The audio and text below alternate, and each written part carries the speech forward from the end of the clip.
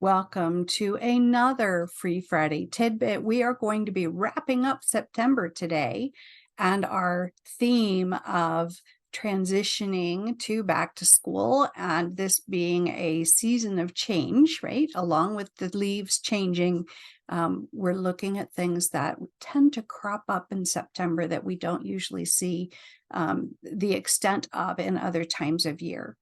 Last week, we talked about bullying and why our kids are so susceptible to bullying. And I want to carry that on just a little bit today. And that's to be aware that as our kids get older, the bullying does not stop.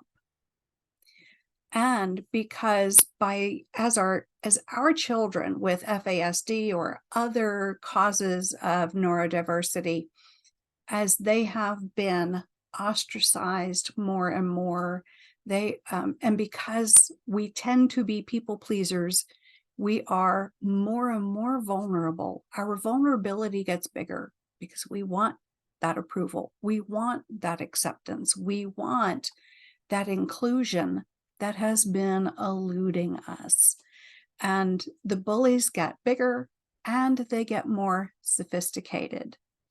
By now, you may be observing that the kids in your child's classroom are actually setting your child up to get into trouble for their entertainment. Now, as far as the escalation of bullying, that's still somewhat mild in the scheme of things. But it's enough to be very distressing and cause a lot of stress for your child and your whole family as your child's getting in trouble more and more and more through no fault of their own. They are, one thing about FASD, there is a high suggestibility factor, which means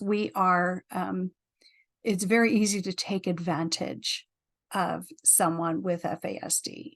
And not everybody. Remember, FASD, everyone is affected differently. But there are the preponderance of those of us who are vulnerable, right, is pretty high. So the other thing is that, setting kids up to get into trouble in the classroom or on the playground, as kids get older, that turns into talking your child into being the one to go steal from the store and bring things outside for everyone else. As that gets older, a few years older, it's your teenager being persuaded to go borrow the car that, you're not borrowing it, you're stealing it. Your child's going to be the one going to juvenile hall or going to prison. That can be all kinds of social scenarios, not just, stealing a car for a joyride. It could be making a drug purchase. It could be teaching someone a lesson and ending up being charged with assault or murder.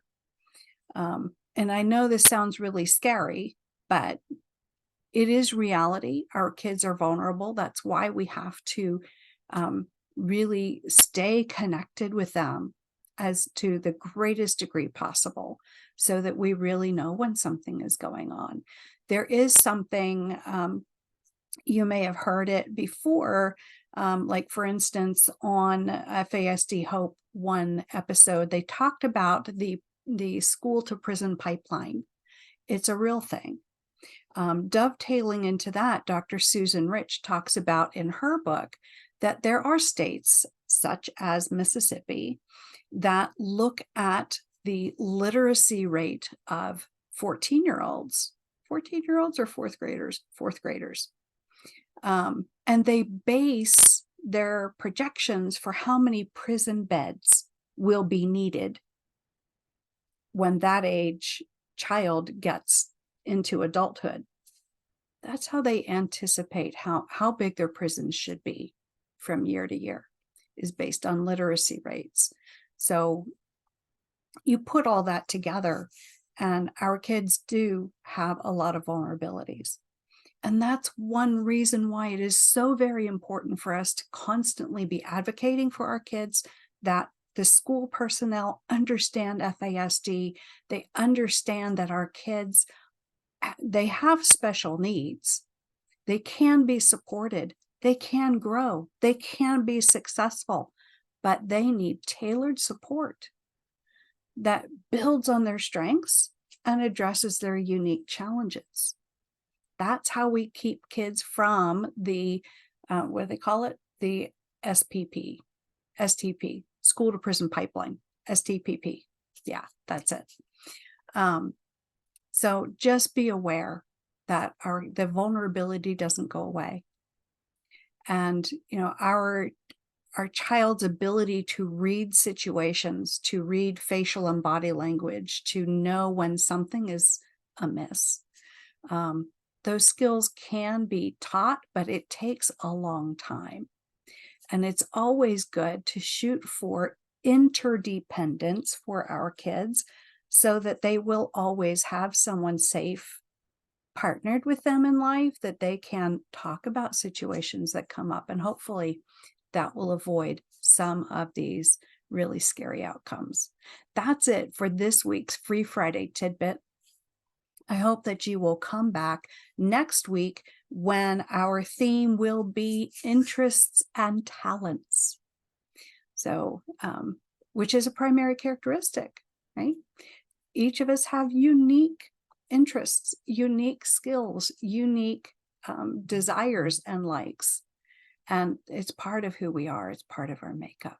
So that's what we're going to be talking about in October. Have a wonderful weekend. Have a great week coming up. Don't forget to circle back on Monday for another episode of Living with FASD podcast. And we'll see you next Friday for another Free Friday Tidbit.